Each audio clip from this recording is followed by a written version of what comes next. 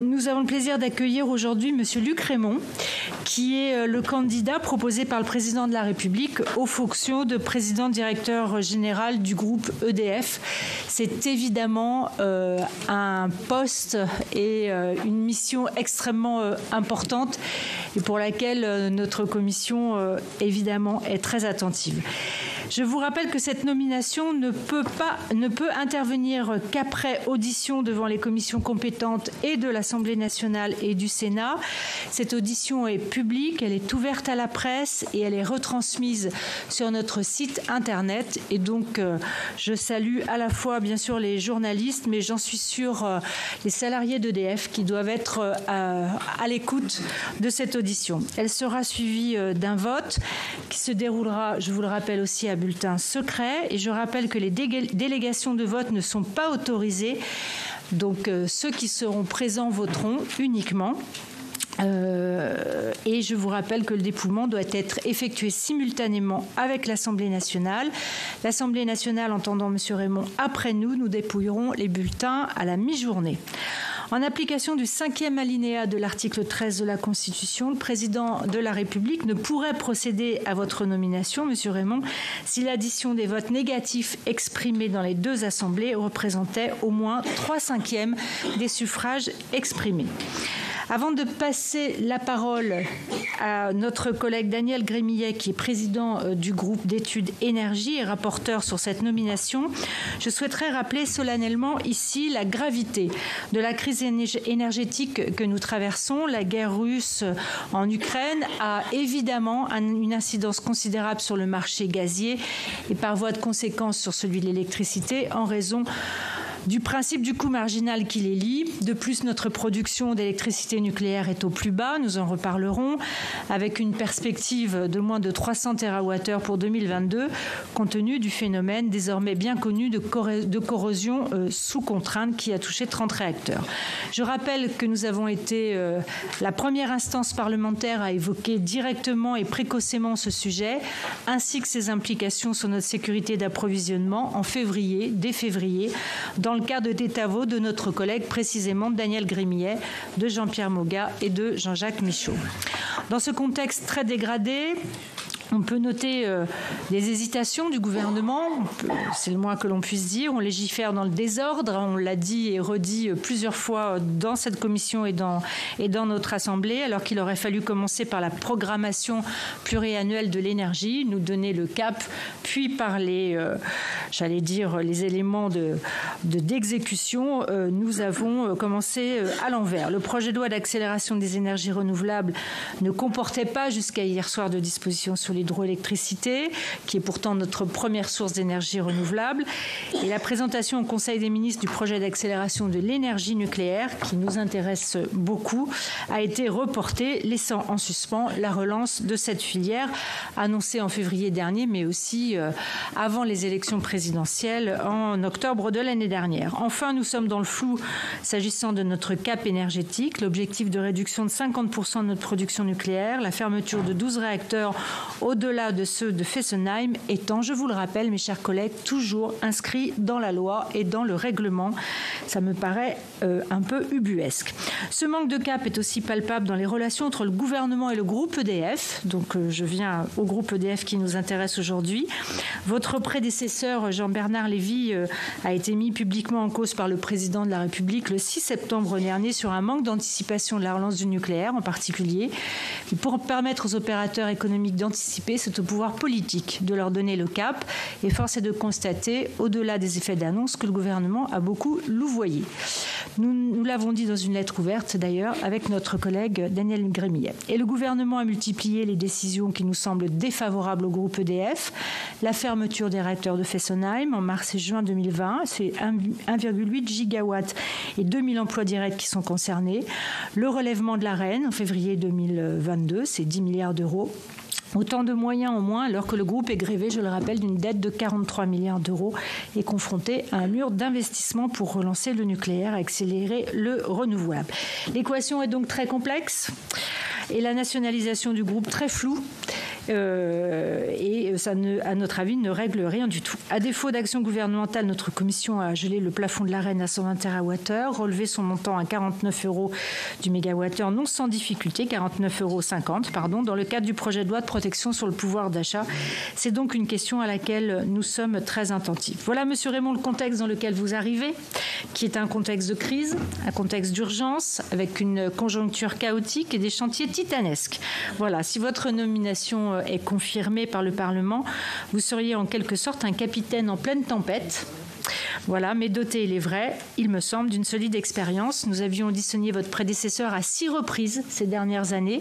Je ne doute pas que nous serons appelés à nous revoir en cas de confirmation. Voilà pour le contexte général. Et avant de vous laisser répondre, je vais donner la parole à Daniel Grémillet qui va vous poser les premières questions.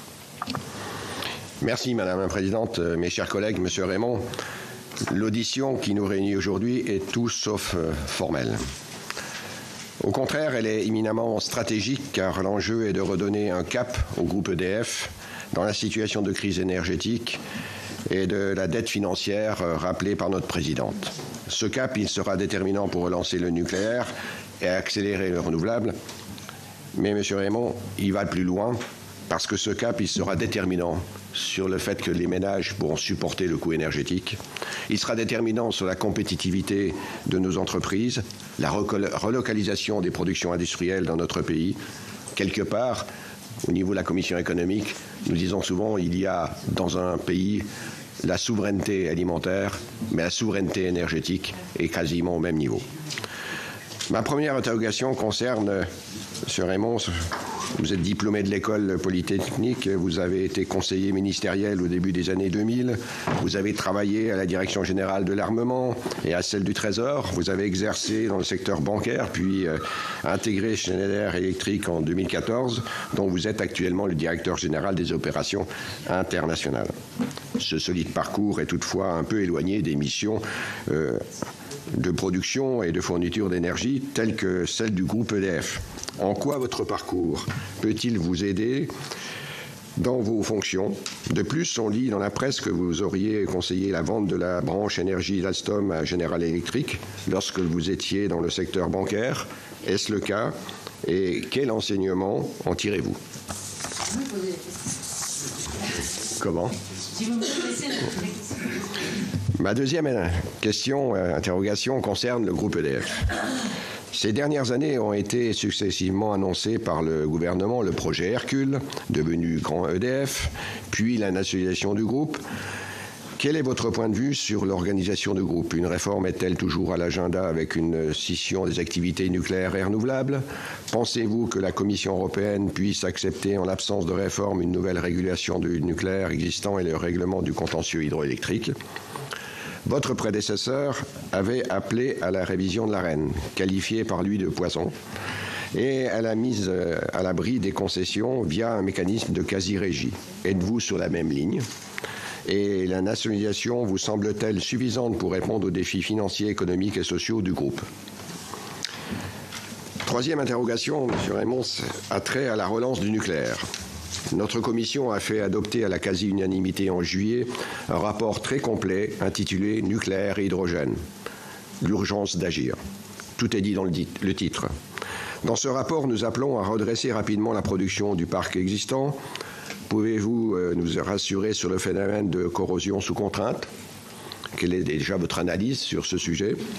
Quelles sont vos prévisions de production et de calendrier dans ce domaine? Sur la remise en route, avez-vous mis en œuvre le procédé, ou pensez-vous que le procédé de contrôle par ultrasons plus rapide des réacteurs sera généralisé et permettra d'aller encore bien plus vite? Quel est l'impact financier sur le programme du grand carénage? Et qu'en est-il de la mise en service de la centrale de Flamanville que nous avons eu le plaisir de visiter au niveau de la Commission des affaires économiques le 10 juillet dernier? De plus, dans ce rapport, nous plaidons pour un mix énergétique majoritairement nucléaire d'ici 2050 afin de réaliser concrètement le scénario N03 de RTE. Pour ce faire, nous souhaitons la commande ferme, non pas de 6, mais de 14 EPR et de 4 gigawatts de SMR. Nous soulevons aussi quelques impensés de la relance annoncée du nucléaire pour RTE. Il manque 3 EPR en l'absence de prolongation au-delà de 60 ans, puisqu'aujourd'hui nous n'avons toujours pas la réponse, et 9 EPR dans l'hypothèse d'une réindustrialisation profonde que nous souhaitons tous. Quel scénario et quel nombre de réacteurs ont votre préférence? De plus, il faut convenir d'un modèle de financement. À l'échelon européen, ce financement passe par un consortium d'électro-intensifs, un prêt de l'opérateur ou de l'État, ou encore des fonds propres en contrepartie d'un prix de long terme, fixe ou révisable. S'agissant de la France, la Cour des comptes a indiqué que le groupe ne pourrait assumer tout seul ce financement. Quelle est votre appréciation des choses? Enfin, une relance du nucléaire nécessite des compétences. La construction des 6 EPR, c'est déjà 30 000 emplois. Certes, le groupe et la filière ont réalisé un effort considérable sur ce plan, mais est-ce à la hauteur du défi? L'État ne devrait-il pas s'engager davantage à leur côté pour atteindre les objectifs? Ma 4e interrogation a trait aux énergies renouvelables et aux vecteurs hydrogène. Le groupe EDF est très engagé en faveur du déploiement de l'énergie solaire, de l'éolien en mer, de l'hydrogène, du stockage ou de l'électromobilité. Les objectifs de 30 gigawatts du plan solaire de 2017, de 10 gigawatts du plan stockage de 2018 et de 3 gigawatts du plan hydrogène de 2022 sont-ils encore d'actualité? Ne faudrait-il pas les rehausser au regard de l'ambition du paquet ajustement 55? Et pourquoi ne pas fixer d'objectifs en matière d'éolien en mer? Dans notre rapport, avec mes collègues Jean-Pierre Moga et Jean-Jacques Michaud, nous avons plaidé pour développer l'hydrogène aux côtés du nucléaire, car la stratégie française en la matière doit avant tout se fonder sur un hydrogène issu du réseau d'électricité. Partagez-vous cette position? Pensez-vous que le projet de loi d'accélération des énergies renouvelables soit suffisant au regard des besoins de la transition énergétique, car il est complètement muet sur l'hydroélectricité et l'hydrogène? Et ma dernière question concerne le marché européen de l'électricité. Étant donné que la crise énergétique actuelle est aussi une crise européenne, d'une part, les objectifs fixés par le paquet ajustement à l'objectif 55 vous semblent-ils réalistes? Dans ce cadre de nos travaux, avec ma collègue Dominique Estrosi-Sassone, nous avons relevé un manque de neutralité technologique en énergie renouvelable et bas carbone, et entre hydrogène renouvelable et bas carbone. Cela nous semble mettre en cause le droit souverain des États à définir leur mix énergétique. Partagez-vous cette opinion? D'autre part, les mesures proposées par le plan REPowerEU vous paraissent-elles suffisantes? La révision du marché européen d'électricité avec un découplage du prix de l'électricité et celui du gaz est souvent évoquée. Comment l'imaginez-vous? Voilà, Monsieur Raymond, les questions que je souhaitais vous poser et je suis impatient d'entendre vos réponses. Vous avez 10 minutes. Monsieur Raymond, à vous. Merci Madame la Présidente, merci Monsieur le rapporteur. Je vais essayer de répondre aux questions de Monsieur Grémillet dans mon propos liminaire, pas forcément toutes, mais on pourra y revenir juste après si vous le voulez bien. D'abord, je voudrais dire, Madame la Présidente, Monsieur le rapporteur, Mesdames, Messieurs les sénateurs, que c'est vraiment un honneur pour moi de me présenter à vous aujourd'hui devant votre commission à la demande du Président de la République qui vous a saisi du projet de me nommer comme président directeur général d'EDF si le conseil d'administration d'EDF le propose et si le Parlement l'approuve, bien sûr. Vous n'entendez pas? Pardon. Alors, je vais me rapprocher du micro. Voilà. Alors, par l'importance de sa mission et grâce aux succès qui ont émaillé son histoire, naturellement... Vous m'entendez maintenant? C'est bon? Bon. EDF est une fierté nationale dont nos concitoyens attendent légitimement beaucoup. Et les générations de femmes et d'hommes qui ont façonné cette entreprise depuis 1946 peuvent être fiers de leur contribution au développement de notre pays. Et c'est convaincu du rôle essentiel et stratégique que joue EDF et qu'il aura à jouer dans les prochaines décennie et de l'ampleur de la responsabilité de diriger cette entreprise que je me présente à vous aujourd'hui. Comme votre commission va devoir se prononcer sur ma capacité à assurer les fonctions de président directeur général d'EDF, il me semble que je dois surmonter ma réticence naturelle à parler de moi pour vous dire d'abord deux choses, l'une générale, l'autre plus personnelle, avant de vous décrire brièvement mon parcours et d'essayer de répondre en cela à une question du rapporteur. La première chose générale, c'est que je vois ce rôle moins comme une fonction que comme une mission. L'énergie, la transition énergétique, l'électricité, son prix aujourd'hui notamment, le nucléaire, les énergies renouvelables, les réseaux et englobe à tout cela l'avenir d'EDF. C'est évidemment un sujet qui, dans les temps que nous traversons, suppose la mobilisation de toutes les énergies, à commencer par la mienne. Et donc je voudrais simplement vous dire que j'y suis prêt et qu'en ça j'ai le sentiment d'être d'ailleurs totalement aligné, et je suis convaincu que tous les personnels de l'entreprise sont également dans cet état d'esprit de forte mobilisation. Le second point qui est plus personnel est le suivant. Si je suis prêt à assumer cette mission que vous avez qualifiée de difficile, Madame la Présidente, c'est parce que j'y trouve l'occasion de porter à leur aboutissement des idéaux que je porte depuis ma jeunesse. Je crois avoir servi l'intérêt général dans tous les postes que j'ai occupés, qu'ils soient dans le secteur public ou dans le secteur privé. Mais EDF, pour dire un peu familièrement, c'est autre chose. C'est peut-être la mission d'une vie. C'est pour un homme qui, au moment de ses études, a rêvé d'être ingénieur, au moment des concours républicains, a fait de son mieux pour aller dans cette direction, dans le but de servir l'industrie française, et pour qui vient le moment de rendre, par cette mission, à son pays, tout ce qu'il a pu donner à un jeune Français comme les autres, élevé dans les valeurs du mérite et du travail. Alors, pour vous dire un peu plus sur mon parcours, monsieur le rapporteur, je suis ingénieur de formation. Je n'ai jamais cessé d'apprendre pendant bientôt 30 ans de vie professionnelle, qui ont été dédiés pour moitié au service de l'État, pour moitié à la vie d'entreprise. Dans les différents métiers qui m'ont offert la chance d'une expérience diversifiée, mon parcours a toujours été focalisé sur le développement de l'industrie française et avec une très large partie dédiée au monde de l'énergie. Dans mes années au service de l'État, j'ai appris le développement d'une filière technologique complexe dans les systèmes spatiaux, à la Direction générale de l'armement, puis au Trésor celui des grands projets d'infrastructure avec les banques de développement. J'ai participé aux négociations du protocole de Kyoto sur le changement climatique. J'ai suivi la mise en sûreté des centrales nucléaires du bloc de l'Est à la fin des années 90. J'ai ensuite, au début des années 2000, toujours au sein du ministère des Finances, j'ai soutenu le développement, la transformation des entreprises dont l'État est actionnaire, dans une période d'évolution rapide, notamment de toutes les entreprises du secteur public, à la fois pour leur régulation et pour leurs projets industriels. J'y ai connu naturellement de nombreuses négociations communautaires à cette période. Et c'est aussi à cette période que j'ai découvert le secteur de l'énergie qui vivait l'une de ses premières mutations à l'échelle européenne. Il y en a bien sûr eu beaucoup d'autres depuis. J'ai souhaité ensuite apprendre davantage en exerçant une activité opérationnelle dans le monde de l'entreprise. J'ai commencé dans le secteur financier au moment de la crise financière.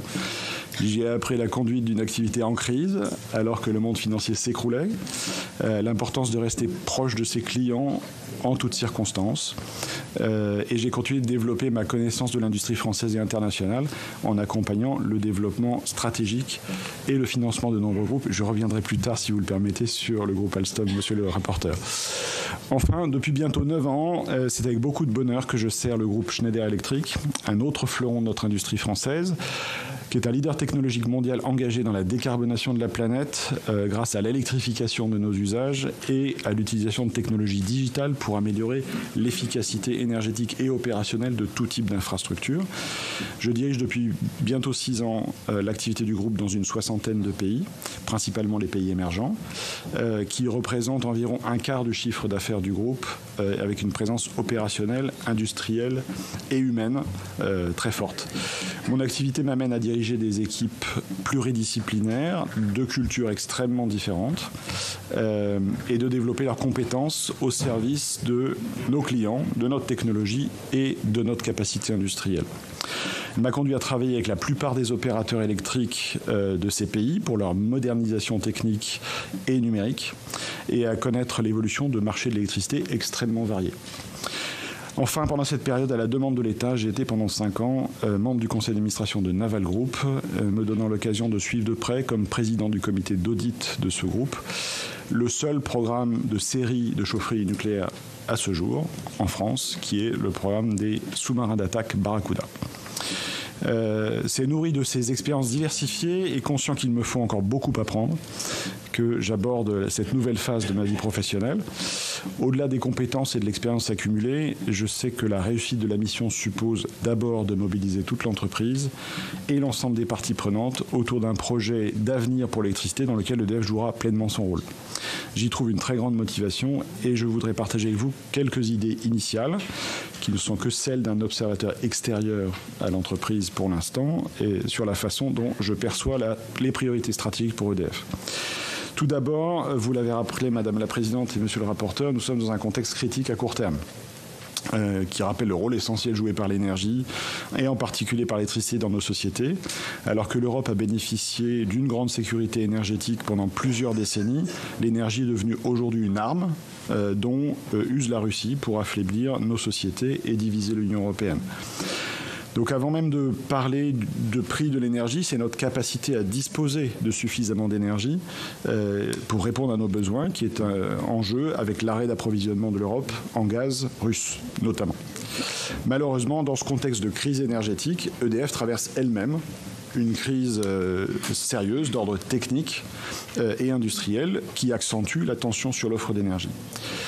Alors, vous avez parlé du phénomène qui est inattendu de corrosion sous contrainte sur certains réacteurs nucléaires, qui est venu soudainement aggraver la tendance baissière qu'on observait depuis un certain nombre d'années de la production nucléaire, liée au vieillissement du parc et à la nécessité d'entretien.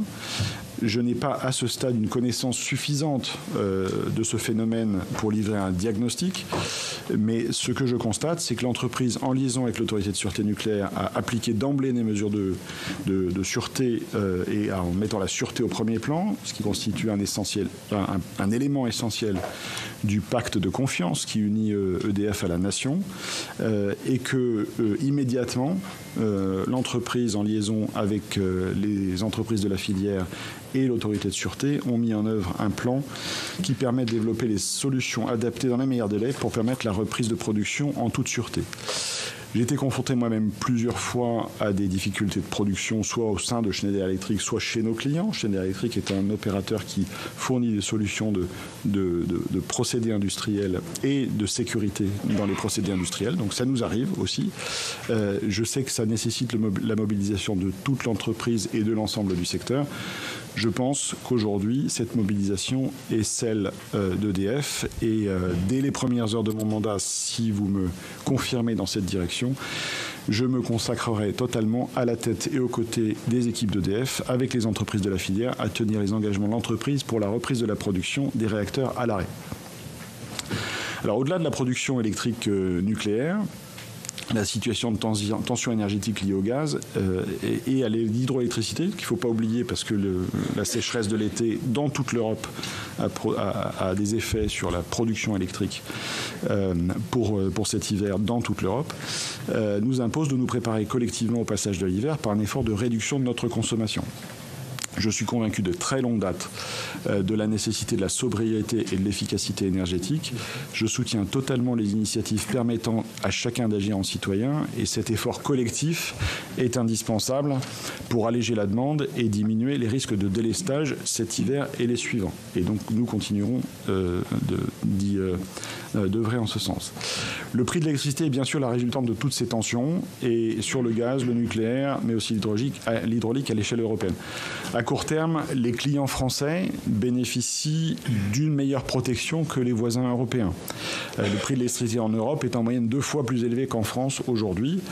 Il existe pourtant des situations difficiles et certains d'entre vous en ont déjà parlé et j'en suis bien conscient, je le sais, je n'en suis pas satisfait. Je travaillerai avec les clients d'EDF et avec le gouvernement pour trouver des solutions adaptées chaque fois que c'est possible. Dans ce contexte, la situation financière d'EDF se tend sous l'effet conjugué de la baisse de la production et des mesures de régulation destinées à limiter les hausses de prix de l'électricité. Cette situation nécessite de la vigilance à court terme pour ne pas devoir réduire les investissements et compromettre l'avenir. Elle devrait s'améliorer avec la reprise de la production du parc nucléaire, mais elle nécessite impérativement de trouver un équilibre et une visibilité de long terme de la régulation permettant de nous engager dans un nouveau cycle d'investissement devenu indispensable. Ceci me conduit maintenant à aborder les perspectives de moyen terme d'EDF, en essayant de répondre à certaines des autres questions de monsieur le rapporteur. Alors, tous les experts internationaux confirment le rôle grandissant de l'électricité décarbonée, dont toutes les formes devront être mobilisées. Le nucléaire, l'hydraulique, l'éolien, le solaire, le thermique décarboné, le stockage, la flexibilité, les smart grids. J'ai vu dans mes fonctions actuelles à quel point ce mouvement est mondial et à quel point la croissance des besoins en électricité nécessite une intelligence de système. De la production aux clients en passant par les réseaux, je suis convaincu que nous sommes au début d'une révolution industrielle fondée sur l'électricité et le numérique et de l'importance de l'électricité pour atteindre l'ambition de la France d'être neutre en carbone en 2050. De manière générale, EDF est attendu comme un acteur absolument majeur dans cette transition. Au fil des dernières années, évidemment, EDF a connu une mue très importante. Du grand service public de l'électricité engagé dans la production électrique, dans les réseaux, la commercialisation d'un tarif unique. Il s'est transformé en l'espace de 2 décennies en un acteur d'un marché européen concurrentiel, producteur d'électricité aussi bien nucléaire que renouvelable, développant et construisant des installations de production d'électricité décarbonée en France et en Europe et dans le monde. Son offre commerciale s'est considérablement diversifiée pour satisfaire les attentes du marché et les réseaux se sont adaptés à la décentralisation et à la numérisation. C'est aujourd'hui un grand énergéticien mondial et qui doit continuer à tenir ce rang. Grâce à l'étendue et à la qualité des compétences dont elle dispose et par la nature même de sa raison d'être, EDF est bien placé pour jouer ce rôle de premier plan dans ce nouveau monde électrique. Et je voudrais détailler un certain nombre de piliers stratégiques qui me paraissent essentiels pour le succès de la mission d'EDF. J'ai observé beaucoup d'opérateurs électriques dans le monde et je crois que le succès de leur mission repose sur la capacité de développer de façon optimale 3 piliers d'activité qui constituent un système d'ensemble. Comme pour toute industrie, les solutions permettant aux clients d'optimiser leur consommation énergétique, d'une part, une production compétitive et résiliente de diverses sources d'électricité, d'autre part, et enfin, des réseaux permettant d'assurer la fourniture et l'équilibre partout et à tout moment, dans le respect, bien sûr, de leur gouvernance spécifique. Je commencerai par les clients, sans qui aucune entreprise n'existe, encore plus pour EDF, dont le rôle est premier dans la satisfaction des besoins collectifs. Les difficultés de court terme sur les prix de l'électricité doivent conduire à accélérer les solutions permettant aux clients, entreprises, particuliers et collectivités de mieux gérer leur énergie. Il y a d'ores et déjà une accélération massive en France des raccordements d'autoconsommation, qui est un rattrapage par rapport à d'autres pays. EDF doit continuer à accompagner ses clients dans leur transition énergétique. Cela concerne les entreprises et les collectivités dans leurs installations industrielles ou tertiaires, ou pour développer des outils intelligents pour les aider à piloter leur consommation. Cela concerne également les particuliers qui souhaitent réduire leur consommation, électrifier leurs véhicules, installer une pompe à chaleur ou devenir autoconsommateurs. Ces évolutions ainsi que le développement de la capacité de stockage permettront d'introduire davantage de flexibilité dans le système électrique qui en a grandement besoin et d'accompagner l'électrification des usages en limitant les volumes d'investissement en moyens de production centralisés. La priorité d'EDF est donc d'apporter toutes ces solutions innovantes à l'ensemble de ses clients. Je voudrais maintenant aborder les enjeux de la production électrique. Nous sommes à la croisée des chemins, comme les analyses de très grande qualité publiées par RTE sur les différents scénarios de production et d'investissement d'ici 2050 l'ont montré avec une perspective très éclairante sur l'avenir. Sans entrer dans le détail du commentaire de chaque scénario, parce qu'il y a beaucoup de scénarios qui montrent un éventail de situations possibles, il me paraît raisonnable de dire que le problème qui se pose à nous aujourd'hui est moins de piloter finement la part de chaque mode de production que de nous mettre en mesure collectivement de produire suffisamment de chacun de ces modes pour assurer une production suffisante et diversifiée à terme. Donc je vais passer en revue ces différents modes en commençant par le nucléaire et simplement partager avec vous ma vision de la façon dont on peut évoluer sur chacun de ces modes. Alors, il est clair qu'il n'y a pas de stratégie bas carbone possible sans production nucléaire. C'est évidemment une approche de la France depuis très longtemps. Ce qui est intéressant, c'est que de plus en plus de pays parviennent à cette conclusion. Et je l'ai constaté dans mes fonctions d'aujourd'hui. Tout simplement parce que le nucléaire est la seule énergie, seule source de production électrique aujourd'hui, fournissant une électricité de base non carbonée. Nous avons la chance que nos anciens aient réussi une performance inouïe, qui est de développer une filière industrielle et de déployer 58 réacteurs en moins de 20 ans, qui nous permet de bénéficier aujourd'hui d'une électricité compétitive et abondante. Entretenir et prolonger la durée de vie de ce parc est naturellement la première priorité d'investissement d'EDF avec le programme du grand carénage. Mais il nous faut également être prêts pour le moment où la performance de nos anciens nous rattrapera sous forme d'un effet falaise lorsqu'on ne pourra plus prolonger ce parc et où il nous faudra trouver une source de renouvellement. C'est la raison pour laquelle le nouveau programme nucléaire français doit maintenant être rapidement lancé pour que nous disposions durablement d'une électricité de base suffisante. Et c'est le cap fixé par le président de la République dans son discours de Belfort. Alors, c'est d'abord un défi humain. C'est bien comme ça que je le prends. Je suis convaincu que disposer des compétences les plus pointues dans l'ensemble de la filière nucléaire est crucial pour parvenir à relever le niveau de production et pour sécuriser aussi le grand programme industriel qui s'annonce avec la construction des nouveaux réacteurs nucléaires. J'ai conscience du rôle singulier d'EDF à la tête de la filière nucléaire, qu'elle recompose activement avec l'intégration de Framatome en 2018, bientôt sans doute avec celle des activités nucléaires de General Electric. Il nous faudra structurer, amplifier le travail mené depuis quelques années pour attirer les talents dans ces métiers, attirer à nouveau vers l'industrie en France. Et j'aurai à cœur de garantir que la filière dispose durablement des compétences nécessaires pour relever le grand défi qui se présente à elle. Naturellement, il y a de nombreuses autres dimensions, nous pourrons y revenir. Technique, financière, industrielle à ce défi. Ce n'est pas seulement celui de l'entreprise, mais celui de la nation. Et je m'attacherai à définir avec les pouvoirs publics l'ensemble des modalités nécessaires au succès de ce programme avec l'obsession de fournir aux Français une électricité abondante, sûre, compétitive et durable dans les meilleurs délais. Je voudrais passer maintenant à l'hydraulique et aux renouvelables, si vous le voulez bien. Nous devrons aussi trouver un chemin de développement pour l'hydraulique. L'eau est une ressource dont les usages sont multiples, absolument majeurs, que ce soit pour l'énergie, l'agriculture, le tourisme, et nous devons exploiter tout son potentiel. Le rôle d'EDF auprès des collectivités est d'assurer la cohérence de la ressource tout au long des cours d'eau et de conjuguer une production hydroélectrique durable et les autres usages tout en préservant la biodiversité. Les projets d'investissement ne se réalisent pas aujourd'hui par manque de visibilité sur le cadre de long terme. Donc, je sais que les discussions sont en cours. Monsieur le rapporteur, vous les avez mentionnées, sur comment fournir un tel cadre à EDF et je m'attacherai à ce qu'elles aboutissent pour permettre de relancer ce secteur. Le développement des renouvelables, je sais qu'il vous occupe beaucoup, y compris la nuit en ce moment, est également une composante essentielle d'une production diversifiée pour EDF en tant qu'opérateur de systèmes électriques. EDF s'y est largement engagé avec des partenaires financiers permettant de partager les besoins d'investissement.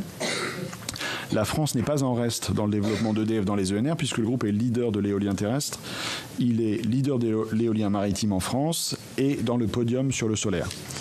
Mais nous savons qu'il faut accélérer. EDF ne sera naturellement performant en France qu'en restant un acteur mondial dont la taille critique permet de bénéficier d'effets d'échelle, d'avoir des conditions d'achat optimales, en partageant naturellement avec des partenaires les investissements nécessaires pour ne pas peser excessivement sur la capacité de financement du groupe. Le troisième pilier indispensable du système électrique est la performance des réseaux. Les réseaux de transport et de distribution sont eux-mêmes en pleine mutation pour faciliter la transition énergétique et l'importance de l'électricité dans notre quotidien amène logiquement à une très grande exigence de qualité. Le métier de la distribution électrique est très fortement ancré dans le territoire et accompagne les changements profonds associés à la production renouvelable décentralisée. La flexibilité accrue de l'offre et la demande d'électricité locale change profondément la nature du métier de gestionnaire de réseau et nécessite des investissements importants en raccordement et en système numérique. Et ça, je l'ai vu dans le monde entier. Nous passons d'un système unidirectionnel qui permettait l'acheminement de l'électricité depuis de grands centres de production vers les consommateurs à un système bidirectionnel qui maille le territoire en permettant la flexibilité et l'échange d'électricité. C'est une évolution, c'est même une révolution qui se passe dans tous les pays du monde. Et la priorité pour EDF, dans le respect de la gouvernance spécifique des réseaux, bien sûr, est de soutenir ces transformations dans un cadre de régulation adapté. Je voudrais ajouter un point simple mais essentiel, répondant cela en partie, je pense, à monsieur le rapporteur aussi, qui est que pour répondre à tous ces enjeux stratégiques du système électrique, ce ne sera possible que si nous réformons profondément les règles de marché. À l'échelle européenne, bien sûr, et en partie à l'échelle nationale, pour permettre l'investissement et donner à EDF un cadre de moyen terme stable. La crise énergétique actuelle, vous l'avez souligné, Madame la Présidente, met en lumière un certain nombre de faiblesses de nos règles de marché européens. Les gouvernements européens ont adapté des mesures d'urgence pour faire face aux défis les plus immédiats et protéger les consommateurs des hausses exorbitantes de prix de gros en agissant sur le gaz électrogène et sur les prix de production d'électricité. Mais au-delà de la crise actuelle, il est indispensable de réfléchir au futur cadre de marché européen pour compenser les défaillances des règles de marché mises en lumière par la crise actuelle. Je vous livre quelques idées qui sont des idées préliminaires et sur lesquelles il faudra naturellement que je travaille beaucoup et pas tout seul avec l'ensemble des acteurs du secteur. Le premier élément, c'est que nous avons un cadre de marché qui est trop exclusivement focalisé sur le court terme et sur l'équilibre de court terme. La deuxième défaillance est qu'il y a naturellement une conséquence lourde de la formation du prix de l'électricité à partir du prix du gaz, alors que l'évolution du mix de production fait que le prix du gaz représente le gaz représente une quote-part de plus en plus faible de la production d'électricité et que nous avons de plus en plus de production à coût variable nul. Le troisième élément, c'est qu'il y a une insuffisante prise en compte des besoins de flexibilité dans le fonctionnement du marché, notamment sous forme de contrats de long terme et de pilotage de la demande. Voilà les éléments qui, pour quelqu'un qui a opéré dans beaucoup d'autres marchés électriques, revient vers le marché européen, frappent et donc sur lesquels je compte travailler. Je suis heureux de voir que le sommet européen de la semaine dernière a permis d'engager le travail communautaire pour repenser le cadre de marché et évidemment EDF apportera ses idées et son expertise aux autorités françaises et européennes à qui il revient de fixer le cadre de marché. Dans le cas plus spécifique d'EDF, le mécanisme de l'AREN est à bout de souffle. S'il a permis de protéger les clients de prix de marché trop élevés, y compris en ce moment, il n'a pas permis de développer de véritables investissements concurrents, tout en affaiblissant sérieusement ceux d'EDF. Donc son échéance est fixée à 2025 et je m'attacherai à créer avec l'État et la Commission européenne l'indispensable visibilité à moyen terme nécessaire pour sécuriser la trajectoire d'investissement d'EDF pour le pays. Je terminerai ce volet stratégique d'un mot sur la préparation de l'avenir, parce que je pourrais être beaucoup plus long et je le serai trop. Comme ingénieur, je suis convaincu que l'évolution technologique va continuer de nous apporter des solutions nouvelles pour l'électricité. C'est le rôle d'EDF dans le domaine de la R&D, recherche et développement, d'y contribuer. Et c'est aussi la raison de la présence à l'international qui est destinée à connaître et à pratiquer des environnements électriques différents. Sur tous ces aspects stratégiques qui s'inscrivent dans la continuité de la raison d'être d'EDF définie sous l'égide de Jean-Bernard Lévy avec une très large participation de l'ensemble de l'entreprise, j'engagerai un travail en profondeur avec les équipes d'EDF dans les premiers mois destiné à proposer une feuille de route d'ici le printemps. Au moment de conclure, je voudrais partager avec vous quelques convictions fortes qui guident mon action en tant que dirigeant d'entreprise. Je crois que la satisfaction des clients est le premier objectif de toute entreprise.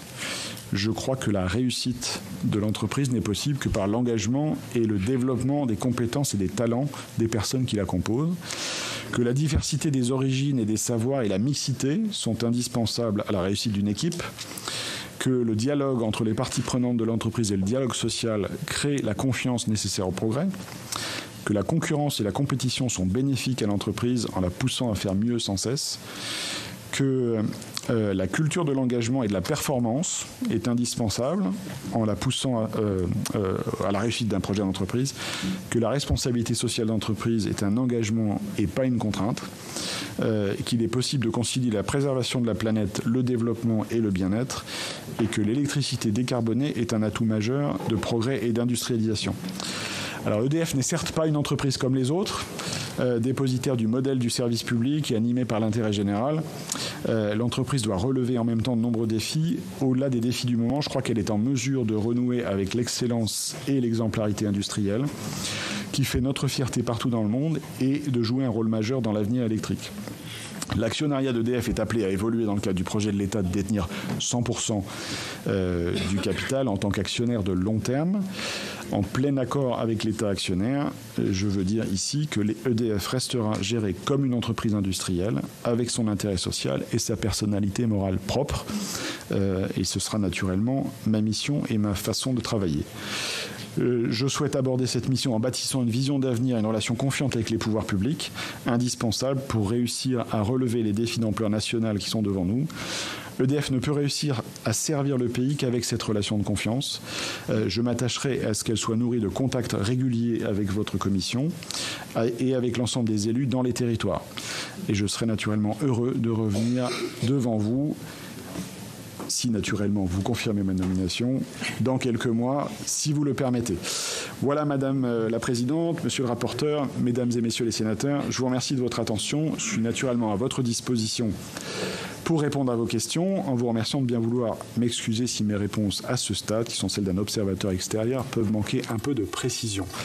Et peut-être, si vous me le permettez, Madame la Présidente, puis-je commencer par essayer de répondre à celles des questions de Monsieur le rapporteur que je n'aurais pas d'ores et déjà couvertes dans mon propos liminaire. Alstom. Alors, Alstom. Donc, comme dans tout sujet industriel, il faut un peu de perspective, parce que les faits industriels sont sur le long terme. Je rappelle qu'Alstom a acquis au tout début des années 2000 l'activité de production électrique de turbines à gaz notamment, d'un groupe suédo-suisse qui s'appelle ABB, et que cette acquisition a amené Alstom tout au bord de la faillite à l'été 2003, puisque les turbines en question n'étaient pas de qualité et donc avaient conduit l'ensemble des clients de ces turbines à réclamer à Alstom 4 milliards d'euros. À l'époque, le ministre des Finances que j'avais l'honneur de servir, à qui je veux rendre hommage ici, qui était Francis Maire, a pris une décision courageuse qui est de dire « Nous ne laisserons pas Alstom partir à la faillite et nous mettrons en place un plan qui permet de pérenniser l'ensemble des activités d'Alstom ». Et Alstom a continué son chemin, traversant cette crise très difficile et se redressant. Et donc cette activité de production électrique, de turbines, qui étaient des turbines à gaz, à vapeur, etc., a poursuivi son chemin sur une décennie, traversant d'autres défis. Donc les défis qui ont suivi ont été naturellement la crise financière, et puis l'accélération de la transition énergétique dans le monde entier. Si bien qu'au début de la décennie 2010, le monde des turbines à gaz, notamment, le monde des fabricants de turbines à gaz était en crise mondiale, parce que plus aucune nouvelle turbine à gaz n'était fabriquée où que ce soit, et ce métier ne vivait plus que de la maintenance de la base installée des turbines à gaz. Et Alstom, qui était convalescent dans ce monde-là, les leaders mondiaux étant General Electric, Siemens et Mitsubishi, s'est retrouvé dans la situation dans laquelle ce métier souffrait énormément et risquait à nouveau d'emmener l'ensemble du groupe dans des difficultés. Et donc, les dirigeants d'Alstom de l'époque ont naturellement cherché les évolutions stratégiques indispensables pour préserver cette activité, d'une part, mais également préserver la compétitivité de l'ensemble du groupe. Et c'est dans ce cadre que, en tant que banquier d'affaires, je m'en excuse, c'est un métier, j'ai été amené à participer simplement à la prise de contact initiale avec General Electric, qui est un grand industriel, partenaire de Safran depuis 50 ans, ayant permis à Safran de devenir, avec General Electric ensemble, le leader mondial d'un des segments, du plus large segment des moteurs aéronautiques. Donc c'est aussi un grand partenaire d'industriels français. Donc voilà, j'ai participé à ce premier contact et ensuite j'étais parti chez Schneider Electric, donc je n'ai pas suivi le reste de cette transformation. Très bien, merci beaucoup. Je vais activer le processus de questions. Vous êtes extrêmement nombreuses, qui montre l'intérêt que notre commission porte évidemment à EDF et à votre nomination. Je demanderai donc à nos collègues de poser vite leurs questions, vraiment 1 minute 30 maximum, parce que nous devons laisser M. Raymond à 10h30. Vous êtes aujourd'hui 15 à poser des questions pour aller à l'Assemblée nationale. Ce n'est pas une fantaisie de sa part, c'est juste une obligation. Voilà. On va commencer par Jean-Claude Tissot, ensuite Jean-Pierre Moga. Merci Madame la Présidente. Je vais être très bref. Monsieur Raymond, bonjour. J'ai une seule question. Pour que nous ayons une vision précise de votre orientation et de vos objectifs pour EDF, après avoir suivi la privatisation des autoroutes et de la Société nationale maritime Corse-Méditerranée, après avoir participé à la libéralisation du marché de l'énergie et de la privatisation de GDF, après avoir travaillé pour l'introduction en bourse d'EDF, lors de vos passages dans les cabinets ministériels de Bercy, après avoir supervisé la vente d'Alstom à General Electric, lors de votre passage dans une banque d'investissement, comment l'expert de la privatisation et de la libéralisation que vous êtes compte agir pour participer à la renationalisation d'EDF? N'est-ce pas un aveu que le projet Hercule est de retour, avec une privatisation à venir des actifs intéressants et une simple nationalisation de la production nucléaire? Merci, monsieur. Merci, Jean-Claude. Jean-Pierre Moga, ensuite Fabien Gay. Merci, Madame la Présidente. Monsieur Raymond, d'ores et déjà, j'avais plusieurs questions, mais vous avez répondu à certaines dont je ne vous les reposerai pas, notamment, il y en avait une sur la Reine. Je voulais vous interroger, moi, sur les SMR, ces petits réacteurs modulaires qu'on peut fabriquer en série, exporter ou utiliser sur le territoire national, en outre-mer, etc., à des endroits où on n'a pas la possibilité aujourd'hui, en dehors des énergies fossiles, de produire de l'électricité. Donc, je voulais savoir la stratégie que vous envisagez de porter au sein du groupe EDF pour fabriquer, développer et commercialiser ce type de petites centrales, sachant que vous y avez fait allusion, vous avez été chez Naval Group, on a quand même au niveau national une expérience avec les chaufferies des sous-marins et de notre porte-avions. Voilà, je vous remercie. Merci, pardon de vous presser. Fabien Gay, ensuite Martine Berthet. Merci Madame la Présidente, Monsieur Raymond. Je suis un grand défenseur d'EDF et ses usagers. Deux questions. Moi, j'ai pas bien compris ce que vous pensiez sur la Reine, qui est un système de spoliation d'EDF et de ses usagers. Faut-il en finir avant 2025 et quelle régulation vous proposez après? Et la deuxième chose, moi, ce qui m'intéresse, c'est votre feuille de route. On est privé de débat parlementaire. On a une réétatisation d'EDF sans débat, qui va rester une société anonyme. Et donc, c'est quoi votre feuille de route? Est-ce que c'est reprendre un Hercule 2.0 avec une filialisation, une vente d'actifs? Vous allez avoir en tête une grande entreprise avec 70 milliards de dettes. Est-ce que vous allez vendre des actifs comme Dalkia? Est-ce que c'est se séparer d'un certain nombre d'activités ou de salariés? Ou est-ce que vous venez pour créer ou recréer un grand service public de l'énergie? Je vous remercie. Merci beaucoup Fabien. Martine Berthet, ensuite Bernard Buis. Merci Madame la Présidente. Monsieur Raymond, quelles actions pensez-vous pouvoir entreprendre avec 100% du capital par rapport aux 84% précédents? Quelles actions supplémentaires?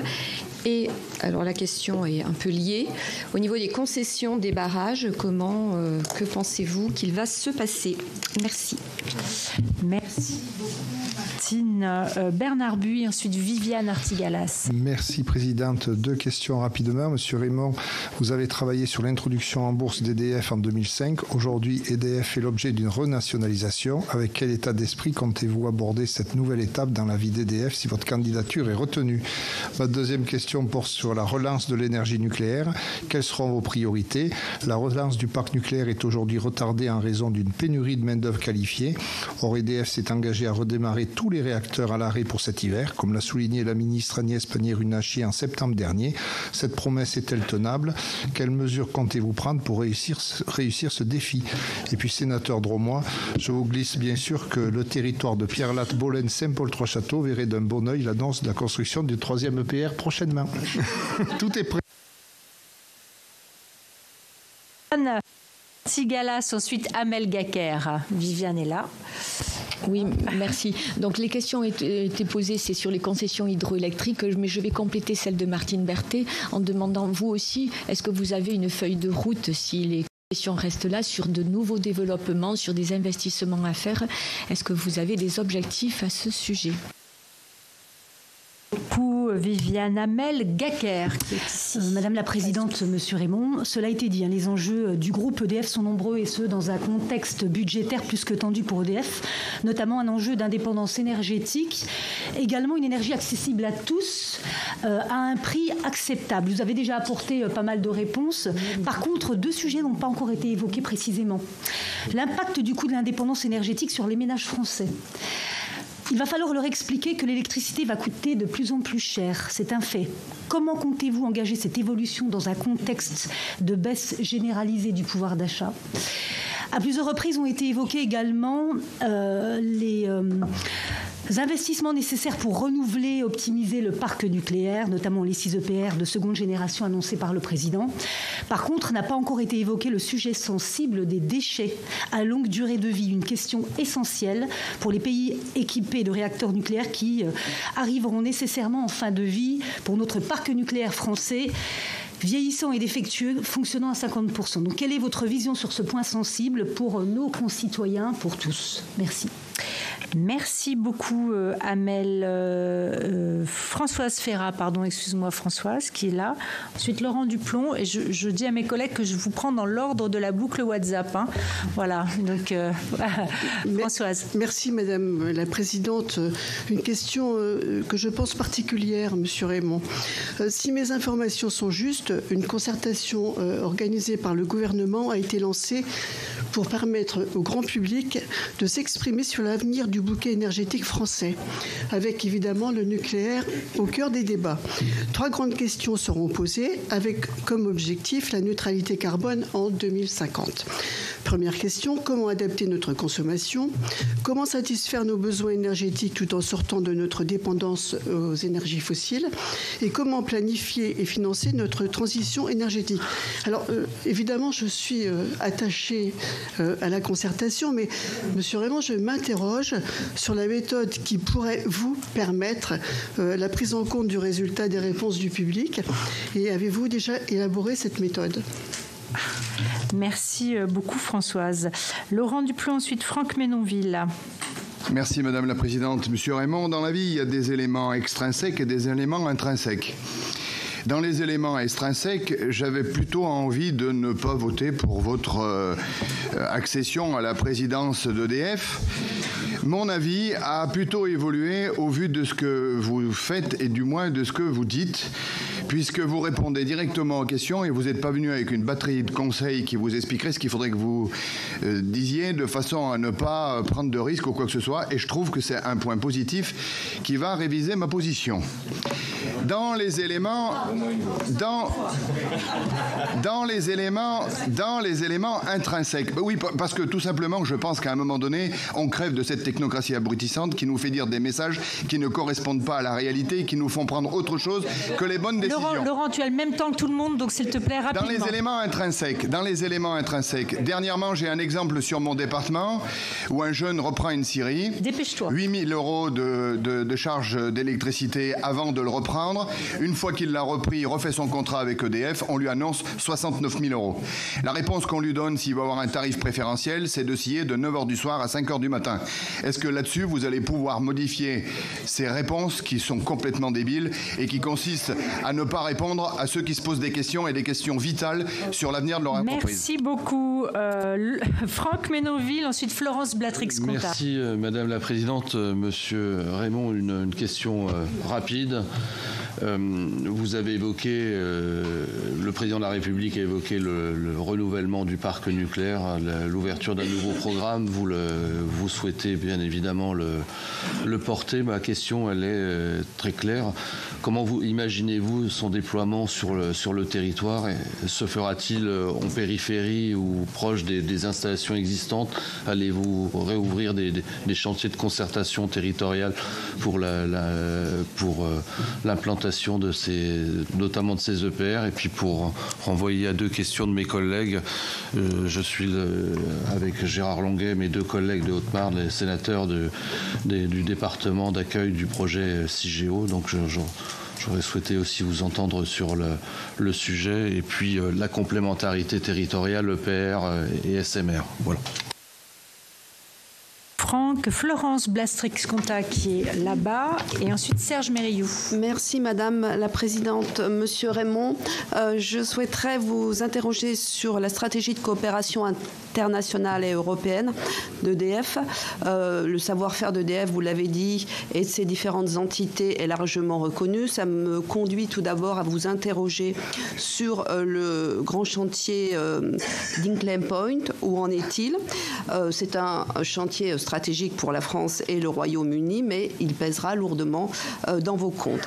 Par ailleurs, c'est un investissement réalisé avec le concours de la compagnie chinoise CGN, qui est un partenaire de longue date d'EDF, notamment pour les réacteurs EPR conduits à Taishan. Comment envisagez-vous la poursuite de cette coopération industrielle, alors même que cette entreprise est parfois concurrent pour EDF? Et enfin, peut-être une question aussi sur la relation, la coopération avec l'Allemagne. Le couple franco-allemand a toujours été important dans notre politique énergétique. Pendant longtemps très liés, ces deux pays ont semblé avoir des politiques énergétiques divergentes après le retrait de Siemens du nucléaire, quand l'Allemagne a décidé de se retirer. Quels sont aujourd'hui les axes de coopération franco-allemande dans votre secteur, que ce soit pour l'électricité, le nucléaire, le renouvelable, et quelles sont les coopérations envisagées avec les industriels allemands? Je vous remercie.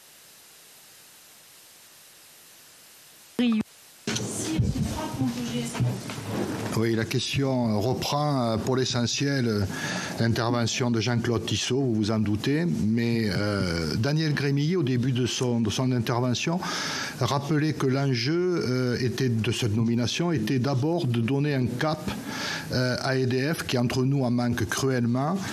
Mais quel cap allez-vous donner? Parce que la question pour moi c'est celle-là. Est-ce que vous allez vous inscrire dans la poursuite de cette dérive ultralibérale, de cette belle maison dont vous dites qu'elle a fait, parce que je pense qu'aujourd'hui elle a fait la fierté des femmes et des hommes qui l'ont façonnée et qui nous a amenés dans une situation dans laquelle nous nous trouvons aujourd'hui?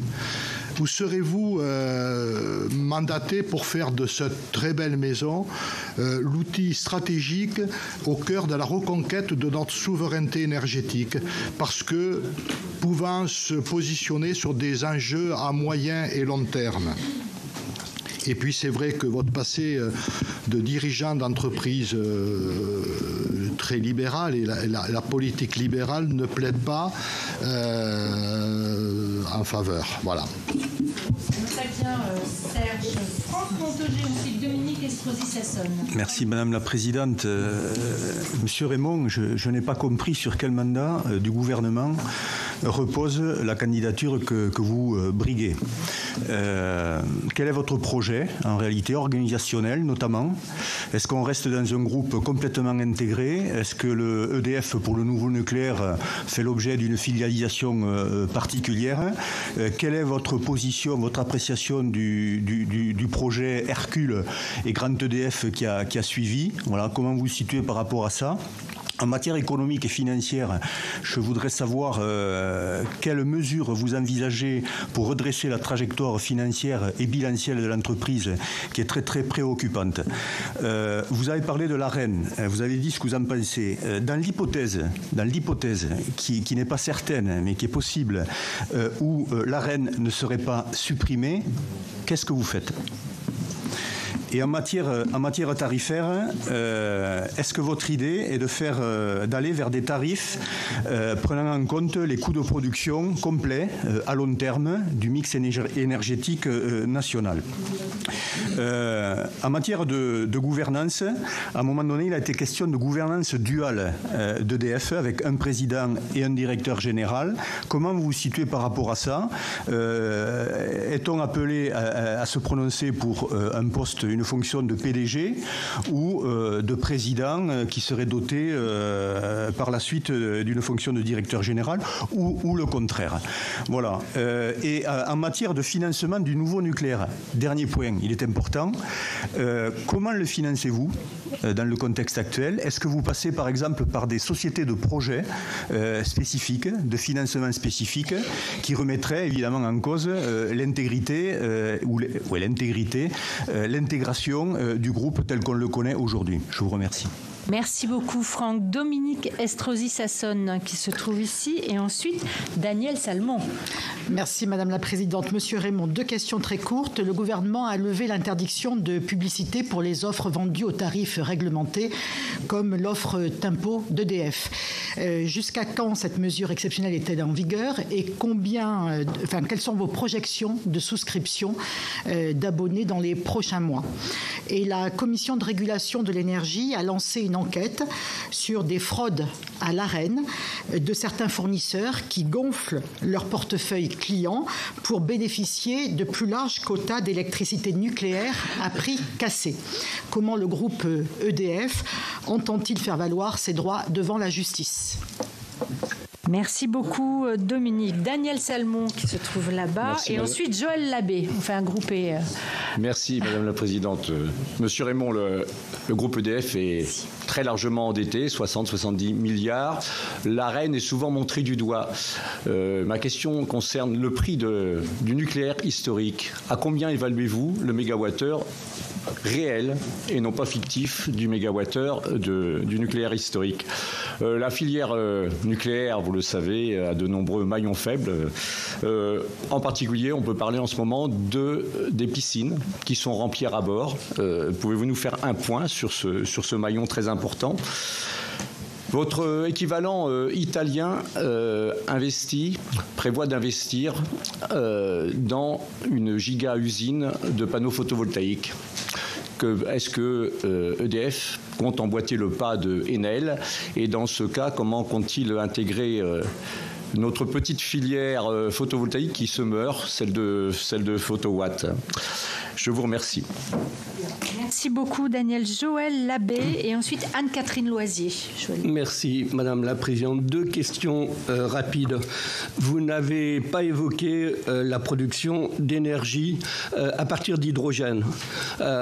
Elle semble pourtant une filière d'avenir dans la mesure où elle est produite à partir d'énergie renouvelable. Je souhaiterais votre point de vue là-dessus et les moyens à mettre dans la recherche parce que cette recherche n'est pas encore aboutie. Seconde question, vous avez beaucoup parlé de production d'énergie, c'est votre cœur de métier, mais je ne vous ai pas entendu parler, ou nous ne vous avons pas entendu parler de sobriété énergétique. Vous vendez de l'énergie, donc votre rôle c'est de vendre, et la sobriété fait en sorte que vous vendiez le moins possible. Ce qui fait ma conclusion, j'aurais aimé vous entendre parler plutôt d'usagers que de clients. Je vous remercie. Bon, très bien. Anne-Catherine Loisier, ensuite Evelyne Renaud de Garabédian. Merci Madame la Présidente, Monsieur. Merci beaucoup pour cette présentation. En fait, je dirais que vous avez partagé des constats sur lesquels je pense qu'on se retrouve tous, mais on reste un petit peu sur notre fin sur la stratégie effectivement à venir. Voilà, une fois qu'on a fait ces constats, comment ne pas retomber dans les écueils et voilà, dans les difficultés qu'on a pu constater et les choix qui nous ont amenés là où nous en sommes aujourd'hui. Juste 2 petites questions pratiques. Vous n'avez pas, je crois, parlé en fait de la problématique de main-d'œuvre qualifiée. Donc, comment allez-vous répondre à ce défi majeur? Et par contre, vous avez évoqué le numérique, électricité numérique, le pilotage numérique. Je pense qu'on est tous d'accord sur l'intérêt de l'outil. Par contre, quand on dit numérique aujourd'hui, surtout dans un domaine stratégique énergétique, on dit aussi vulnérabilité. On le voit dans le contexte de la guerre d'Ukraine avec les émissions de la Russie sur un certain nombre de dispositifs. Donc voilà, comment comptez-vous parer ces risques majeurs? Merci beaucoup Anne-Catherine. Evelyne Renaud-Garabédian, qui est tout au fond à droite. Merci. Monsieur Raymond, deux questions. Je souhaitais vous interroger sur les cyberattaques que peut subir ou subit EDF dans les semaines à venir. Comme l'a dit ma collègue, le contexte des tensions qui existent sur le secteur de l'énergie et de la crise géopolitique avec la Russie pourrait offrir de nouvelles opportunités aux attaquants, qu'ils soient étatiques ou criminels, que ce soit pour l'appât du gain ou bien pour des résolutions d'objectifs stratégiques. Comment est-ce que vous envisagez d'importer la connaissance que vous aviez dans votre ancienne activité chez Schneider Electric? Et une deuxième question, la semaine dernière, nous avons auditionné la ministre de la Transition énergétique avec laquelle nous avons discuté sur la géothermie. Elle nous a indiqué qu'elle envisageait de développer considérablement ce secteur sous-exploité. Je voulais savoir ce que vous envisagez par la suite de faire avec la filière d'Alca, notamment avec les 50 installations de géothermie existant en France. Merci. Merci beaucoup Evelyne. Micheline Jacques, qui est cachée où? Merci Présidente. Voilà, à droite. Dans les territoires ultramarins où l'énergie solaire est prédominante, le gouvernement a décidé de revoir à la baisse le coût de rachat d'énergie injectée dans le réseau, occasionnant un ralentissement du développement du photovoltaïque compte tenu du coût d'approche du matériel et de l'étroitesse du marché. Par ailleurs, un projet d'installation d'une turbine de production d'électricité couplée à notre usine d'incinération des ordures tarde à se réaliser. Le ministre de l'Outre-mer, lors de sa visite à Saint-Barthélemy le 16 octobre dernier, a annoncé qu'il plaiderait pour un coût de rachat d'énergie par EDF autour de 350 € du mégawattheure. Quel est votre avis sur ce sujet? Seriez-vous favorable à le défendre auprès de l'ACRE? Merci Micheline. Patricia Schillinger, Rémi. Quels seraient vos engagements en tant que PDG d'EDF pour accompagner aider les collectivités locales face à la hausse des prix de l'électricité? Après, quelles sont vos perspectives pour la business unit d'EDF, à savoir EDF SEI, qui travaille dans les zones non interconnectées, Corse, Outre-mer, île du Ponant, pour accélérer le déploiement des ENR et atteindre l'autonomie énergétique? Merci. Merci beaucoup Patricia. Rémi Cardon et pour terminer Laurent Saumon. Merci Madame la Présidente. Question très simple, que pensez-vous de la stratégie de l'État français avec la facture un peu salée des 24 milliards qui comprend effectivement 10 milliards de manque à gagner sur les recettes fiscales pour l'électricité, 6 milliards de dépenses pour le gaz et 7,5 milliards de remise à la pompe pour le carburant? En réalité, quelle efficacité derrière, si on y regarde avec ce chiffre de 24 milliards, quand le fait que l'État finance autant un couple retraité qui chauffe sa piscine qu'un travailleur modeste qui maintient sa température de son salon à 19 degrés pour le début de l'hiver. De plus, dans le bouclier tarifaire, il y a une réelle difficulté et il y a des grands oubliés. Je parle notamment des entreprises et des collectivités qui n'ont plus accès aux tarifs réglementés suite à l'application des règles européennes de la concurrence. Donc, quelle est votre feuille de route sur ce bouclier tarifaire et qu'est-ce que vous proposez pour redresser la barre? Merci. Et enfin, Laurent Saumon. Oui, Madame la Présidente, vous avez dit dans votre propos liminaire, Monsieur Raymond, que la situation financière obligeait EDF effectivement à avoir une stratégie sur les investissements, mais aussi une vision sur la régulation des prix. Comme vous êtes un observateur extérieur, encore jusqu'à aujourd'hui, quel conseil stratégique avez-vous posé comme condition au gouvernement pour cette régulation des prix et pour pouvoir permettre à EDF de se développer sur ces investissements?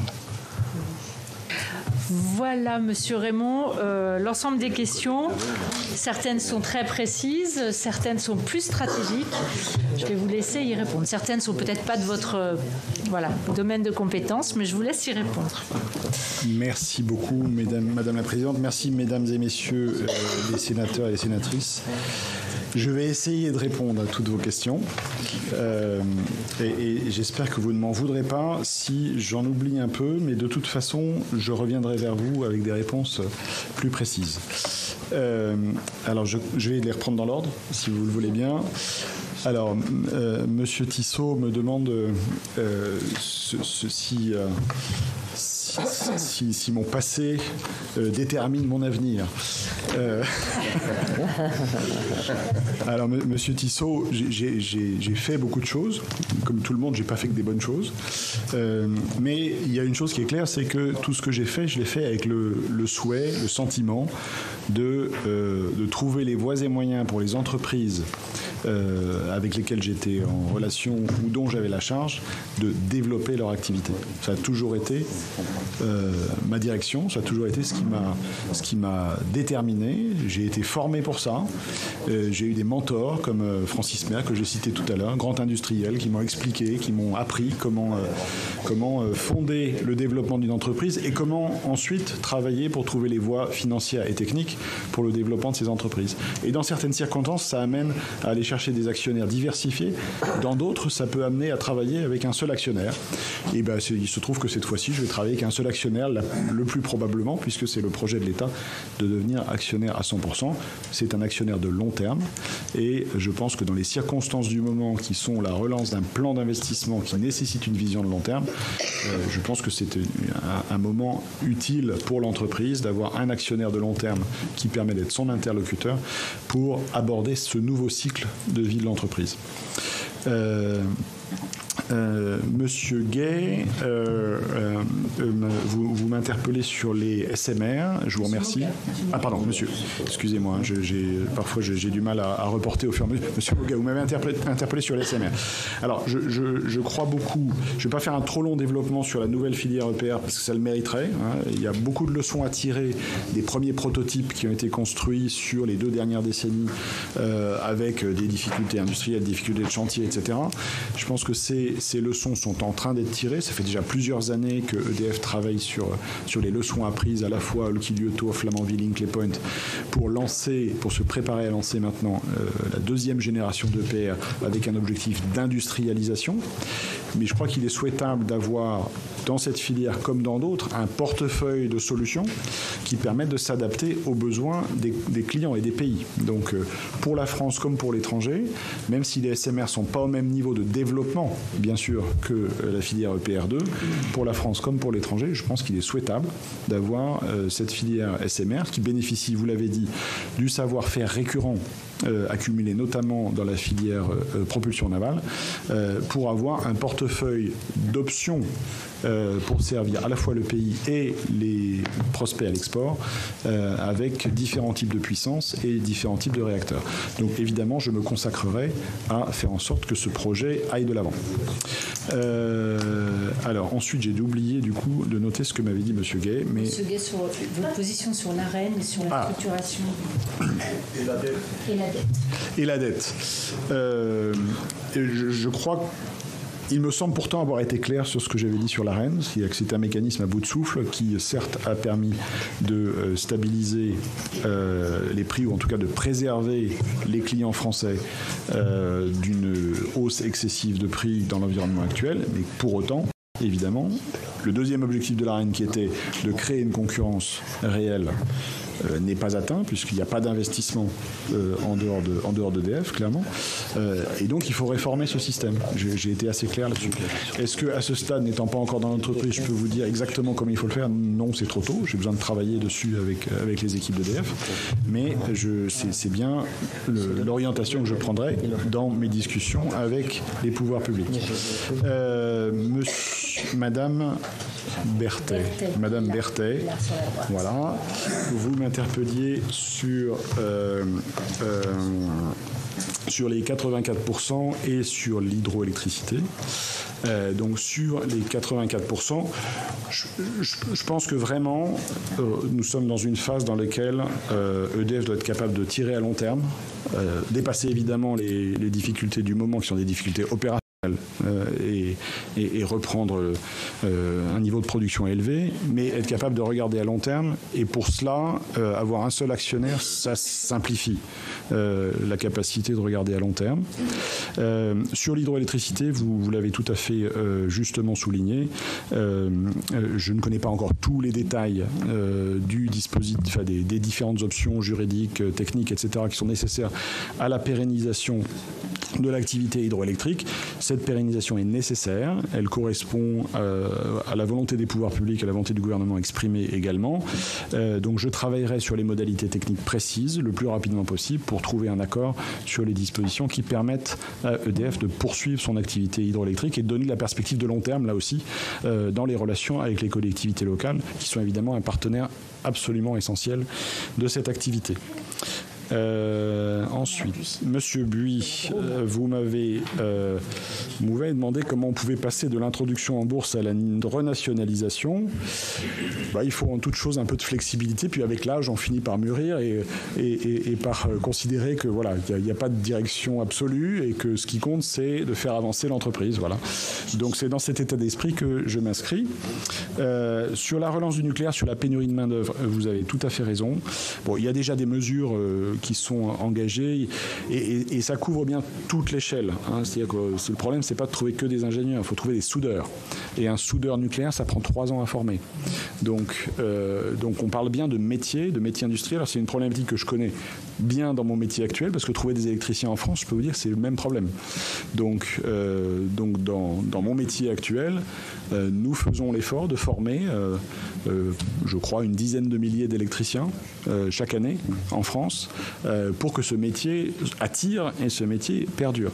Je sais que dans l'industrie navale, par exemple, dont j'étais administrateur, l'industrie navale a pris l'initiative de lancer toute une série d'écoles de formation à tous les niveaux, ouvriers qualifiés, techniciens et ingénieurs, parce que c'est indispensable. Donc le nucléaire a pris la même direction, au travers du GIFEN notamment, et je soutiendrai ces mesures et même j'en prendrai la tête, parce que je pense que le monde professionnel a besoin de voir toute la filière mobilisée, a besoin de voir le PDG d'EDF à la tête de ces sujets-là. Sans quoi, il n'y a pas de filière industrielle, et s'il n'y a pas de filière industrielle, on empile les délais, et le temps est notre principal ennemi dans tout ça.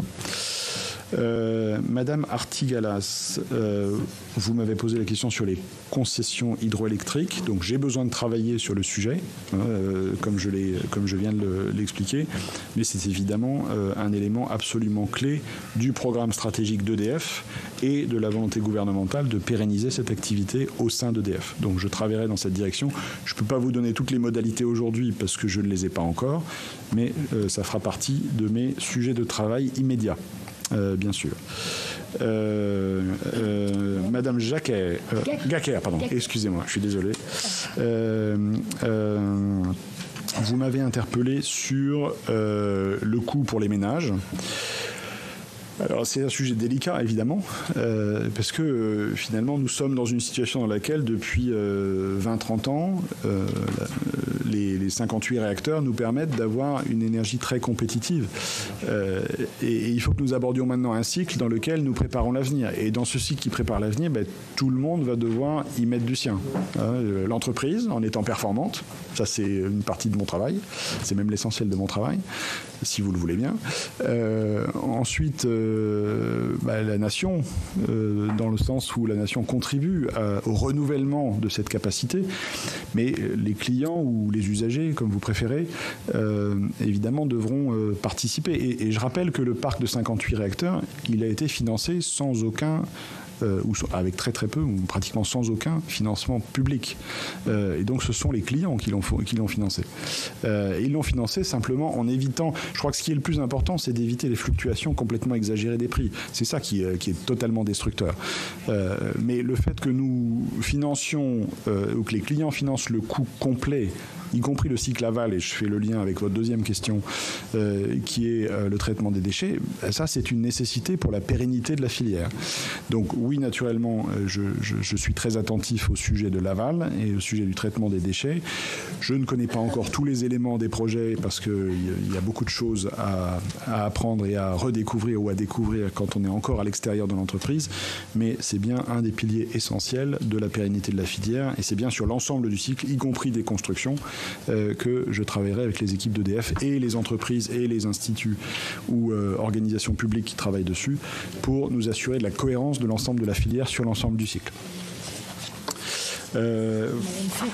Madame Ferrat. Alors, si je mélange les feuilles, en plus, ça va pas aller. Alors, Madame Ferrat.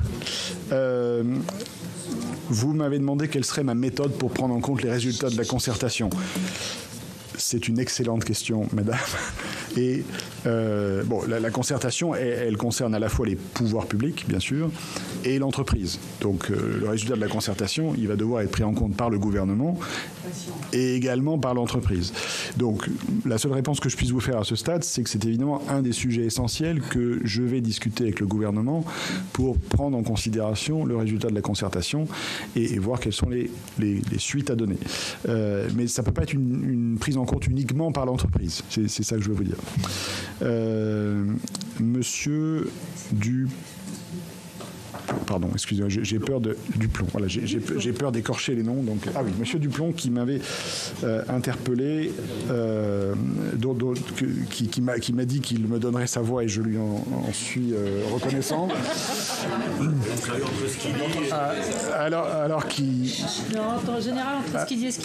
Alors qu'il était beaucoup plus circonspect au début, donc je vous en remercie.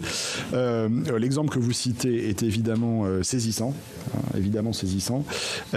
Je n'ai pas, à l'heure où nous parlons, la solution. Je sais qu'il y a des situations comme ceci. Ça ne me satisfait pas. Je sais qu'EDF travaille main dans la main avec le gouvernement pour trouver un maximum de solutions possibles. Et il y en a qui sortent tous les jours, donc j'ai même du mal à les suivre à ce stade parce que voilà, ça veut dire quand même la dimension critique du sujet est bien prise en compte par tout le monde. Voilà. Je n'ai pas de baguette magique, a fortiori parce que je ne suis pas encore dans l'entreprise, mais ce que je peux vous dire, c'est qu'évidemment, ça sera ma préoccupation immédiate. Voilà. Après, EDF doit travailler dans les règles de marché qui lui sont fixées, mais je ferai avec le gouvernement tout ce qu'on peut. Moi, mes clients d'aujourd'hui sont dans le monde entier des PME, notamment. Donc, je sais ce que c'est. Merci beaucoup. Monsieur Ménonville, excusez-moi. Déploiement sur le territoire des différents EPR. Bon, là aussi ça relève de la concertation, je pense, évidemment, avec le gouvernement, avec les autorités locales, avec les collectivités. Il y a des problématiques d'autorisation, naturellement, qu'il faudra prendre en considération. Là aussi, j'insiste sur la dimension temps. J'ai rappelé la performance de nos anciens, 58 réacteurs en 20 ans. Je ne pense pas que nous soyons capables aujourd'hui, en tant que nation, de déployer 58 réacteurs en 20 ans. Pour des raisons industrielles, et ça me regarde largement, avec toute la filière, mais aussi pour des raisons de ce que nous sommes en tant que nation en termes de capacité à construire. Et donc là-dessus, j'aurais besoin de tout le monde, vraiment, pour être capable de répondre à l'exigence de nouvelles capacités qui sont nécessaires pour accompagner l'électrification et le renouvellement du parc. Donc je sais qu'il y a des travaux qui sont en cours et que vous y avez passé d'ailleurs une partie de la nuit, si j'ai bien compris, sur les énergies renouvelables, mais ça touche tous les domaines, et évidemment le nucléaire aussi. Vous m'avez parlé de CIGEO, c'est un projet que je connais seulement un peu à ce stade, mais qui est absolument critique, bien sûr, et donc je ferai tout le nécessaire pour le découvrir dans les détails et pour être certain que, pour ce qui concerne EDF, nous y participions de façon active. Madame Blatrix, vous m'avez interrogé sur l'international et sur Hinkley Point. Alors Hinkley Point est un projet très important pour plusieurs raisons. D'abord parce qu'il est important pour le Royaume-Uni dans l'équilibre futur du parc nucléaire du Royaume-Uni, important pour EDF qui est un gros acteur au Royaume-Uni, et évidemment de la même façon que nous avons besoin de préparer l'avenir en France, EDF étant un acteur important au Royaume-Uni, nous avons besoin de préparer l'avenir au Royaume-Uni. C'est aussi important pour la filière parce que Hinkley Point arrive en termes d'activité à un moment de creux d'activité. Et quand vous n'avez pas d'activité dans une filière, vous détruisez la filière industrielle. Donc Hinkley Point est très important de ce point de vue-là aussi. Et donc évidemment, je m'y rendrai et je suivrai le projet de près. Comme tous les projets, il peut avoir des aléas et des difficultés, et nous y ferons face et nous les relèverons. Voilà. Ensuite, la relation avec l'Allemagne. Vous m'avez interrogé sur la relation avec l'Allemagne. Je pense que c'est un point très important. Et nous le voyons d'ailleurs dans les discussions quasi quotidiennes qui animent aujourd'hui les discussions intergouvernementales et européennes. Je crois vraiment, et ça correspond à l'expression du gouvernement et du président de la République, que nous devons construire un nouveau consensus énergétique avec l'Allemagne. Il y a des divergences, elles sont claires, mais c'est vraiment très important pour l'avenir du marché électrique européen que ces divergences soient exprimées, aplanies, pour que nous arrivions à créer un nouveau consensus européen sur l'électricité notamment, mais sur l'énergie plus généralement. Monsieur Mériou, vous m'avez demandé si j'arrivais avec un plan, vous avez dit ultra-libéral, je crois. Écoutez, je me souviens d'un de mes collègues qui m'avait dit je suis surtout ultra-humaniste, c'est ça qui me définit mieux que ultra-libéral. Je crois à l'entreprise, il n'y a pas de doute là-dessus, je crois à la réussite de l'entreprise et je crois que l'entreprise se développe par les projets qu'elle forme elle-même et qu'elle conduit à la réussite par sa capacité à les mener à bien. Voilà ce à quoi je crois. Je n'arrive pas avec un plan qui m'est défini, et j'arrive avec le mandat de faire réussir EDF. Voilà mon mandat. Monsieur Montaugé, vous m'avez posé la question de mon mandat aussi, donc je pense que je peux vous faire à peu près la même réponse. Je n'ai pas l'habitude de raisonner sur les organisations avant d'avoir raisonné sur l'objectif. Je pense que c'est un raisonnement qui est à l'envers. Donc, ce que j'ai essayé de vous expliquer dans mon propos liminaire, c'est que ma vision d'un opérateur électrique qui réussit, c'est une entreprise qui réussit à avoir 3 métiers fondamentaux, qui sont le développement de solutions pour les clients, une production diversifiée et les réseaux. Et c'est bien dans la capacité d'avoir ces 3 métiers fondamentaux fonctionnant en synergie au sein d'EDF que je pense fonder la réussite future d'EDF. Alors, il y avait beaucoup d'éléments, Monsieur Montou. Mais la reine, je crois que j'ai... Que je souhaite voir supprimer, personnellement. Qu'est-ce qui se passe et la question du financement, des financements et du redressement des trajectoires financières et financières de l'entreprise. Alors, sur la reine, je crois avoir répondu à certains de vos collègues. Sur le financement du nouveau nucléaire notamment, il y a du travail à faire. Il faut inscrire le financement du nouveau nucléaire dans une perspective de long terme qui concerne bien sûr EDF au premier chef, mais qui doit permettre d'avoir cette vision de long terme qui est indispensable au cycle du nucléaire. Donc j'ai besoin de travailler. Je reviendrai vous voir une fois que j'aurai des modalités qui sont arrêtées.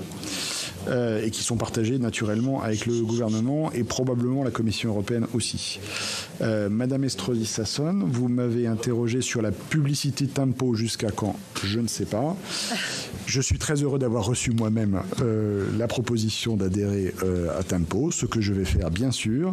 Vous m'avez interrogé sur les fraudes à l'AREN qui m'interpellent autant que vous, clairement. Je pense que c'est un des signes que l'AREN est un dispositif qui fondamentalement ne fournit qu'une option gratuite à un certain nombre de commercialisateurs qui peuvent, le cas échéant même, en abuser. Donc nous suivrons attentivement les résultats de l'enquête de la CRE et, le cas échéant, évidemment, je regarderai ce qu'il convient de faire d'un point de vue juridique de la part d'EDF.